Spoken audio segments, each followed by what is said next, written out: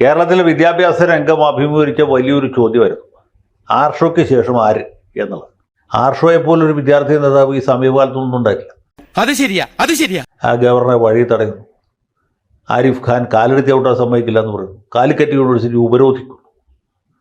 Your dal will not cook here എന്ന് banner എഴുതി വെക്കും. എന്തൊക്കെയായിരുന്നു ഇല്ലേ? അവനായി ശവമായി എന്ന് പറഞ്ഞ പോലെ. അറിയാത്ത പിള്ള ചൊറിയുമ്പോൾ അറിയും.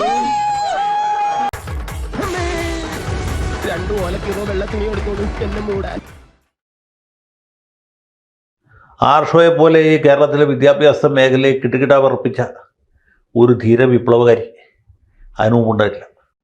ആർഷോയ്ക്ക് ഒട്ടും മോശക്കാരനല്ലാത്തൊരു പിൻഗാമി വന്നിട്ടുണ്ട്. അദ്ദേഹത്തിൻ്റെ പേര് ശിവപ്രസാദ് എന്നാണ്. കഴിഞ്ഞ 2 ദിവസമായിട്ട് പുള്ളി ടെലിവിഷനിലൊക്കെ ഇങ്ങനെ നിറഞ്ഞ് കവിഞ്ഞ് തുളുമ്പി നിൽക്കുക. TV കണ്ടുള്ളവർക്ക് അറിയാം എന്തൊക്കെ വെല്ലുവിളികളാണ് പുള്ളി നടത്തുന്നത്, എത്ര ഗംഭീരമായ പ്രസ്താവനകളാണ് നടത്തുന്നത്, എന്തൊക്കെ പ്രഖ്യാപനങ്ങളാണ് നടത്തുന്നത്. കാണാത്തവർ ഉടനെ തന്നെ കാണുക. കുറച്ചുകൂടെ മാന്യതയോടെ സംസാരിക്കണം.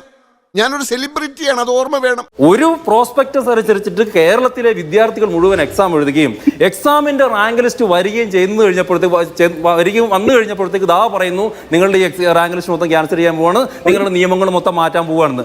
ഇത്ര വിവരം കെട്ട ഒരു വിദ്യാഭ്യാസ വകുപ്പ്, ഉന്നത വിദ്യാഭ്യാസ വകുപ്പ് മന്ത്രി കേരളത്തിന്റെ ചരിത്രത്തിലുണ്ട് എന്നെനിക്ക് തോന്നുന്നില്ല. മനസ്സെത്തുന്നിടത്ത് കാലെത്തുന്നില്ല പട്ടാളക്കാരാ. വിഷയം എവിടെ നടക്കുന്നറിയോ? ഒന്നാമത് ഈ ബാംഗ്ലൂരിലെയും അതോടൊപ്പം തന്നെ ചെന്നൈയിലെയൊക്കെ വിദ്യാഭ്യാസ രോഗികൾ നമ്മുടെ പിള്ളേരെ ഇവിടുന്ന് കൊത്തിക്കൊണ്ട് പോകാൻ വേണ്ടി കാത്തിരിക്കലാന്ന്. ഇവിടെ ഇത്തരത്തിലൊരു കൺഫ്യൂഷൻ ഉണ്ടാകുമ്പോൾ സംഭവിക്കുന്ന എന്താ? നമ്മുടെ മിടുക്കരായിട്ടുള്ള ഒരുപക്ഷെ സാമ്പത്തികമായി പിന്നോട്ട് നിൽക്കുന്ന കുട്ടികൾക്ക് ഒന്നുകിൽ അവരുടെ വിദ്യാഭ്യാസം ഉന്നത വിദ്യാഭ്യാസത്തിലുള്ള എഞ്ചിനീയർ ഒക്കെ ആവാനുള്ള അവരുടെ അവസരം നഷ്ടപ്പെടും, അല്ലെങ്കിൽ ഈ വിദ്യാഭ്യാസ രോഗികൾ നമ്മുടെ കുട്ടികളെ കൊത്തിക്കൊണ്ട് പോകും. My God, sentimental and psychological move. ഈ ലോബികളെ പിന്തുണയ്ക്കാൻ വേണ്ടിയിട്ടും അവർക്ക് വേണ്ടി ചെയ്തതാണോ എന്ന് ഒരു ആരോപണം ഉന്നയിച്ചാൽ പോലും അതിനെ തെറ്റാണെന്ന് കാണാൻ വേണ്ടി പറയില്ല. അതാണ് 100% ഞാൻ യോജിക്കുന്നു. ശ്രീ ശിവപ്രസാദ്, താങ്കളിൽ നിന്ന് തുടങ്ങാം. കാരണം നിങ്ങളാണ് ഇന്നും സമരം നടത്തുന്നത്. ഈ എഞ്ചിനീയറിംഗ് പ്രവേശനത്തിന്റെ കാര്യത്തിൽ മാത്രമല്ല, നമ്മുടെ സർവകലാശാലകളുടെ അവസ്ഥ നോക്കൂ. ഇപ്പോൾ കേരള സർവകലാശാലയിൽ രജിസ്ട്രാർ ആരാണ് എന്ന് വൈസ് ചാൻസലർക്ക് തീരുമാനിക്കാൻ പറ്റത്തില്ല. വൈസ് ചാൻസലർ കുറേ നിർദ്ദേശങ്ങൾ കൊടുക്കുന്നുണ്ട്. ഇന്ന ആളെ രജിസ്ട്രാറായി വെക്കണം, ഈ രജിസ്ട്രാർ ഇന്ന ഫയലുകൾ നോക്കരുത്, ഈ രജിസ്ട്രാറെ അല്ല വേറെ രജിസ്ട്രാറെയാണ് പ്രവേശിപ്പിക്കേണ്ടതെന്ന് സെക്യൂരിറ്റി ഉദ്യോഗസ്ഥർക്ക് നിർദ്ദേശം കൊടുക്കുന്നു. ഒന്നും നടക്കുന്നില്ല എന്ന് മാത്രമല്ല, VCക്ക് യൂണിവേഴ്സിറ്റിയിലേക്ക് പോകാൻ പോലും പറ്റുന്നില്ല. അപ്പോൾ ഒരു സർവകലാശാലയിൽ വൈസ് ചാൻസലർക്ക് സർവകലാശാലയിൽ പോകാൻ പോലും പറ്റാത്ത നിലയിലേക്ക് കേരളത്തിലെ സർവകലാശാലകളും കൂടി മാറിക്കഴിയുമ്പോൾ ഉള്ള അവസ്ഥ എന്താണ്? ഇത് നാഥനില്ല കളരിയായി മാറുകയാണോ? അതിന് രാഷ്ട്രീയം അവിടെ നിൽക്കട്ടെ, സർവകലാശാലകൾ ഫംഗ്ഷൻ ചെയ്യുന്നില്ല എന്ന അവസ്ഥയിലേക്ക് പോയാൽ എങ്ങനെ ശരിയാവും? നീ പറഞ്ഞ 2 തലവാചകങ്ങളും കേരളത്തിലെ വിദ്യാഭ്യാസ മേഖല താറുമാറാകണം എന്നുള്ളത് രാജ്യം ഭരിക്കുന്ന RSSന്റെ പ്രത്യേകമായ അജണ്ടയാണ്. കാരണം രാജ്യത്തിന് മാതൃകയായി, ലോകത്തിന് മാതൃകയായി കേരളത്തിലെ പൊതുവിദ്യാഭ്യാസം, ഉന്നത വിദ്യാഭ്യാസം ഇങ്ങനെ നിൽക്കുന്നത് കാണുമ്പോൾ സ്വാഭാവികമായി അതിനെ തകർക്കണം എന്ന രാഷ്ട്രീയ ഗൂഢാലോചനപ്പുറത്ത് രൂപപ്പെടുന്നത് സ്വാഭാവികമാണ്. എന്നിട്ട് ഞാൻ ആരാണെന്ന് എനിക്കറിയാമോ? താൻ എന്നോട് ചോദിക്ക്, അപ്പൊ തനിക്ക് ഞാൻ പറഞ്ഞു തരാം താൻ ആരാണെന്ന്. അതിലൊരു വിദ്യാർത്ഥി സംഘടനയുടെ റോളും സ്കോപ്പും എന്താണ്? ഭരണപരമായ കാര്യങ്ങളിൽ അതിന് ബന്ധപ്പെട്ട ആളുകളല്ലേ അതുമായി ബന്ധപ്പെട്ട കാര്യങ്ങൾ നീക്കേണ്ടത്. ഈ ചട്ടിയും ചില്ലും ഒക്കെ അല്ലയോ, അത് തട്ടിന്നും പൊട്ടിയതൊക്കെ എനിക്ക് അത്രേ ഉള്ളൂ. സ്വാഭാവികം. എന്തിനാ യൂണിവേഴ്സിറ്റിയിലേക്ക് വരുന്നത്? ഒരു വൈസ് ചാൻസലർ യൂണിവേഴ്സിറ്റിയിലേക്ക് വരേണ്ടത് ആ വൈസ് ചാൻസലറുമായി ബന്ധപ്പെട്ട് അദ്ദേഹത്തിന്റെ ഡ്യൂട്ടി നിർവഹിക്കാൻ വേണ്ടിയിട്ടാണ്. അതിനല്ല അവർ വരുന്നത്. കേരളത്തിൽ RSS നിയമിച്ചിരിക്കുന്ന ഒരു VCമാരും വരുന്നതിന് വേണ്ടിയിട്ടല്ല, മറിച്ച് എന്തിനു വേണ്ടിയിട്ടാ? RSSന്റെ സംഘപരിവാർ അജണ്ട RSSകാർക്ക് താല്പര്യമുള്ളവരെ വെച്ച് കേരളത്തിലെ ഉന്നത വിദ്യാഭ്യാസ സ്ഥാപനങ്ങൾ നടപ്പിലാക്കുന്നതിന് വേണ്ടിയിട്ടാണ് അവർ നിരന്തരമായി കേരളത്തിലെ സ്ഥാപനങ്ങളിലേക്ക് വരുന്നത്. നിന്റെ വർത്താനം കുറച്ച് ഓവറാവുണ്ട് കേട്ടോ കുഞ്ഞിരാമ, ഒരു പൊടിക്കടങ്ങിക്കോ. ഇവിടെ SFIയുടെ പ്രതിനിധി ഒരു 4 or 5 തവണ RSS ഇങ്ങനെ ആവർത്തിച്ച് പറയുകയുണ്ടായി. ഒന്ന്, അദ്ദേഹം പ്രതിനിധാനം ചെയ്യുന്ന സംവിധാനങ്ങൾക്കും സംഘടനയ്ക്കും ഈ RSSനെ പറ്റി വലിയ ധാരണയൊന്നും ഇല്ലാത്തത് കൊണ്ടാണ്. അതൊന്നും എനിക്കറിയാൻ മേല.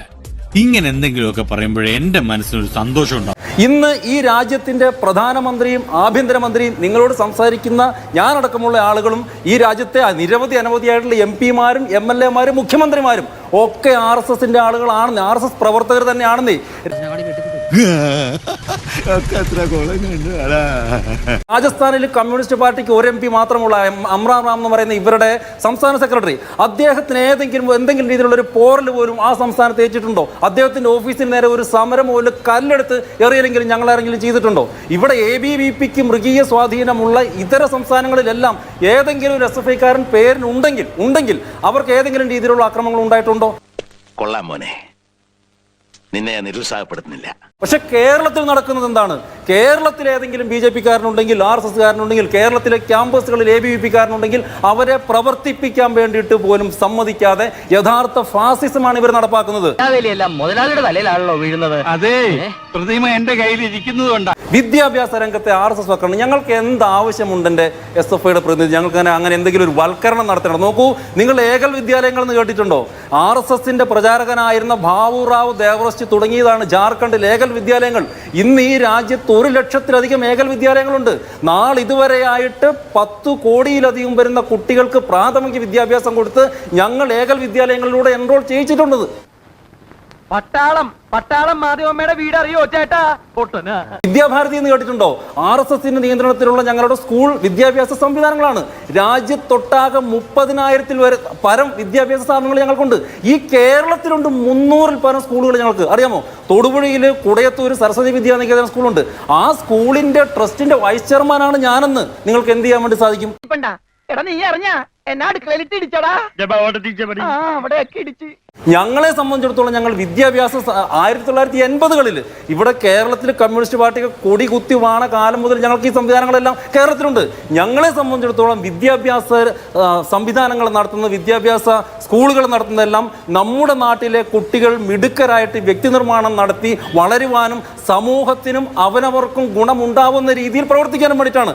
അല്ലാതെ കേരളത്തിലെ കമ്മ്യൂണിസ്റ്റുകാരൻ കാണിക്കുന്നത് പോലെ ക്യാമ്പസുകൾ അവരുടെ രാക്ഷസ കോട്ടകളാക്കി പിടിച്ചു വെക്കാൻ വേണ്ടിയിട്ടല്ല.